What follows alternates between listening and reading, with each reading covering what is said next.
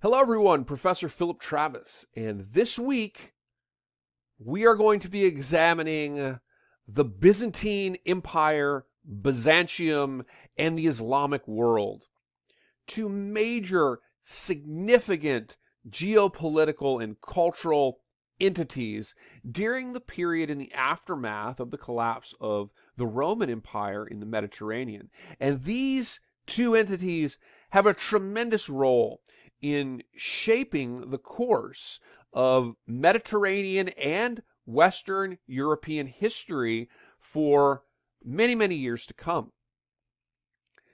So, I wanted to give us a look at some of the geographic and political realities and give us some history here of the greater Mediterranean world at this time, the time from roughly 500 until 1453. Why 1453? The reason 1453 is chosen is because that is the time when the city of Constantinople was finally defeated and captured by the Ottoman Turks. A moment that is generally considered to be one of the real turning points in history.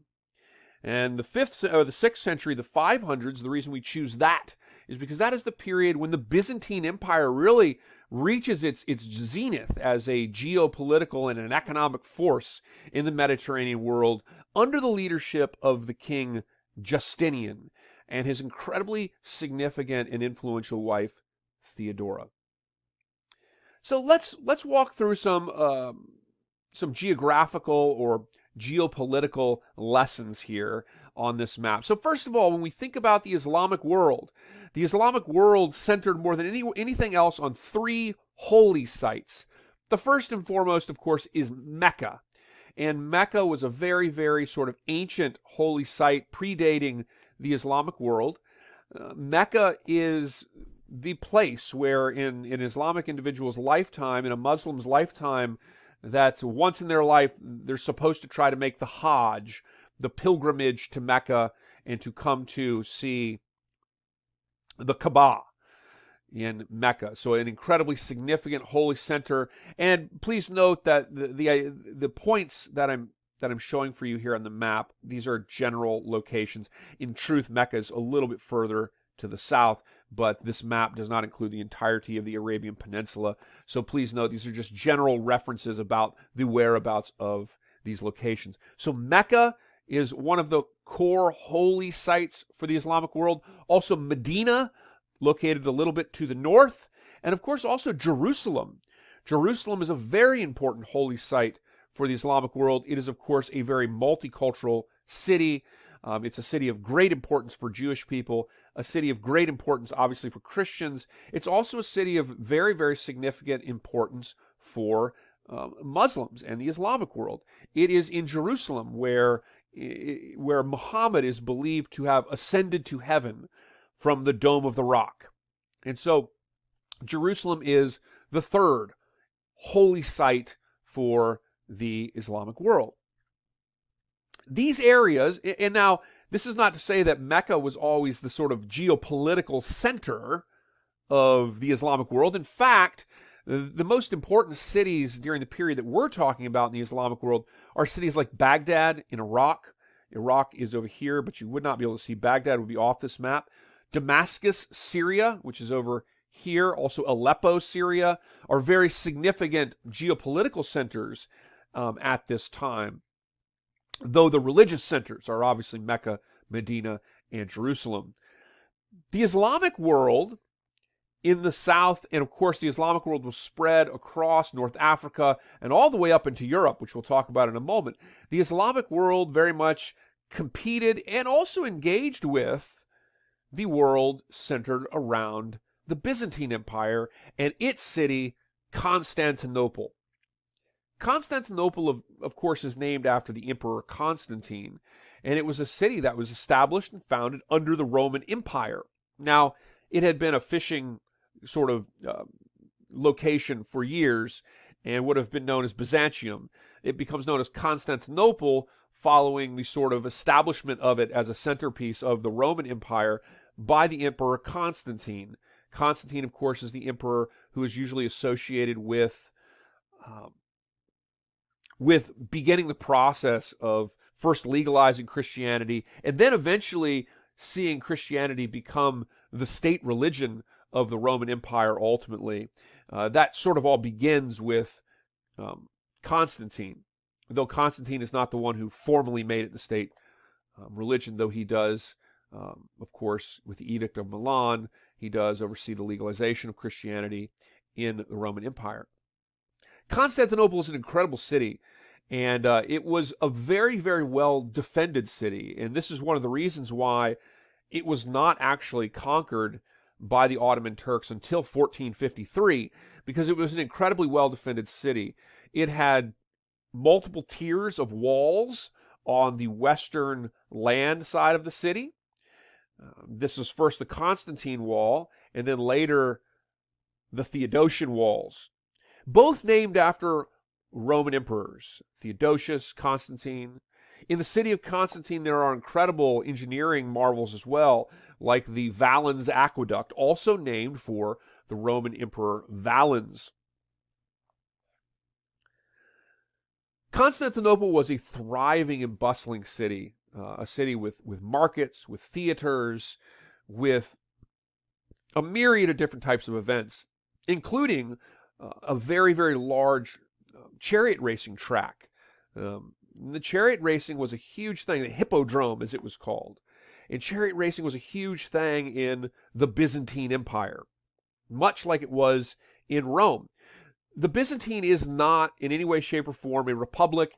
It is a monarchy, and actually political factions used to use the chariot races as a way to sort of voice their sort of political anger or their political will towards the emperor in the hippodrome. And in fact, in 532, the Emperor Justinian was almost overthrown in a revolt that started, the Nika revolt, which started at the hippodrome.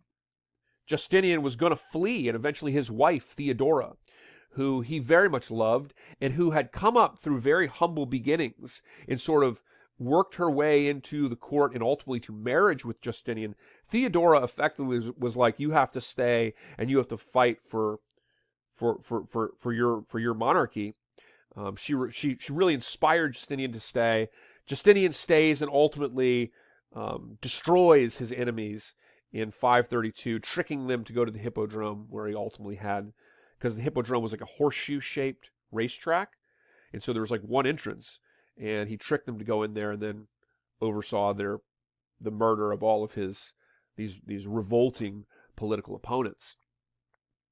Justinian is really, during the 500s, he is the ultimate Byzantine monarch, and he oversaw the greatest expansion in the Byzantine history. Now, generally speaking, this oval depicts for you more or less the sort of geopolitical realm of the Byzantine Empire. Under Justinian, it expanded to a much greater extent than that, very much establishing, and this is on the eve of the emergence of Islam. Islam, of course, had not yet emerged really in a meaningful sense until the beginning of the 600s. Justinian is in the 500s, okay? Justinian, in a lot of respects, during his time period, had reestablished, if you will, Roman control. And this is kind of how he saw it, reestablishing Roman control over the greater Mediterranean realms. In fact, the sort of capital of the Western Byzantine Empire was in Ravenna, Italy, which is located near Venice. And to this day, the church in Ravenna, there's a very famous cathedral in Ravenna, and you can see tiled mosaics of Justinian and Theodora with their various courts, and their various religious figures, military figures, and so forth alongside of them. And it's pretty incredible. It's a pretty incredible piece of history there in Italy today, associated with the expansion of the Emperor Justinian. So in a lot of ways, Justinian actually kind of reestablished control over much of the old Roman Mediterranean. But like the Roman Empire, it happened fast, and the Byzantine became overextended. And after Justinian's death, the Byzantine Empire, really ultimately during the majority of its time would have been focused on an area really depicted in this oval, influencing most Turkey, Greece, Bulgaria, and portions of southern Italy most during this time period.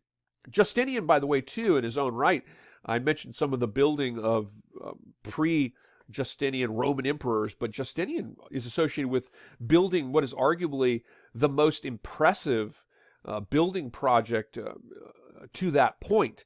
And this was the building of the Hagia Sophia, or Hagia Sophia, the great church, which is today a mosque, located in Constantinople. Constantinople is today Istanbul, and it is a massive, massive, massive cathedral with a dome that was of just incredible proportions. The dome did collapse once. They made a mistake building it. It collapsed, and they had to rebuild it. But it's incredibly significant testament to the vision and to the power of the Byzantine during Justinian's realm. The Byzantine Empire, in a lot of senses, was kind of like a buffer to Western Europe, because as the Islamic world here expanded, seized territories, established caliphates, established new imperial domains. And the Byzantine Empire was, of course, an Orthodox Christian empire. And the Byzantine fought battles with the caliphates of the Islamic world, and its incredibly well-defended location. I mean, even Attila the Hun was not able to seize Constantinople. Because of that location, it probably prevented the Islamic caliphates from more thoroughly invading Central and Western Europe. Though, it should be noted, and I will show you this in a minute, that the Islamic caliphates do seize control not only of the greater Middle East, but also Egypt, North Africa, and all the way up through Morocco and into Spain, and even fighting battles in southern France, which I'll mention in a moment. So the Islamic world was very expansive, and they established a tremendous and long-reaching influence in the Mediterranean world. Now, in 1071, and I'm going to give you, by the way, I think I might give us maybe 3 or 4 bonus points for this one, because I know this is running long, but this is important stuff, and I think it's worth talking about.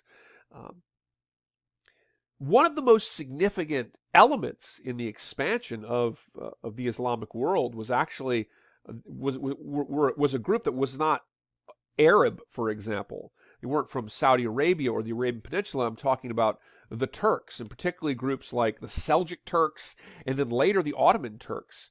And the Turks were individuals from Central Asia. They came from places like the area around the Aral Sea, which you cannot see on this map, but if you were to draw a line from the Black Sea and go east, you would run into the Caspian Sea and then the Aral Sea. And this is the region, the Central Asian region, where the Turks kind of emerged from.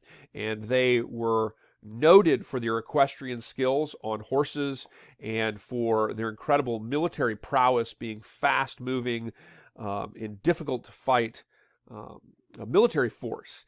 And they would ultimately sack Baghdad, which was a sort of the political centers of the Islamic world. Again, like Baghdad, Damascus, Syria were incredibly important political centers of the Islamic world. And they sacked Baghdad. They began to adopt to Islam, and they assimilated to Islamic culture in their own way. And they began to expand and pressure the Byzantine Empire. And it was in the Battle of Manzikert in 1071 where we start to really see the Byzantine Empire lose control over Anatolia, or Asia Minor here, of Turkey. And eventually you see the Turks expand to control more and more of this area here of Anatolia. And eventually Constantinople will be all but surrounded by the time of the Ottoman Turks. The Islamic empires also, under the Umayyad Caliphate, expanded and advanced all the way into France, only to be defeated by Charles Martel at the Battle of Tours, or the Battle of Poitiers. Charles Martel, of course, is, if you will, the ancestor in the line of the Frankish kings and the eventual Carolingian dynasty led by Charlemagne.